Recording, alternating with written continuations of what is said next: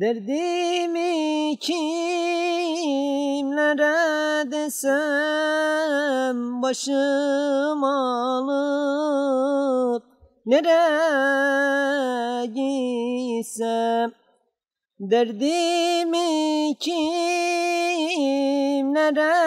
desem, başım alıp nereye gitsem. Bu aşk beni öldürecek,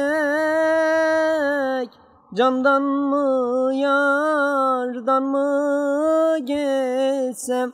Ah ah seviyorum, ah ah ölüyorum. Vallahi ben seviyorum. Dinleyin beni ey dağlar, ses verin bu yaralıya. Gören ağlar, duyan yanar, böyle bahtı karalıya.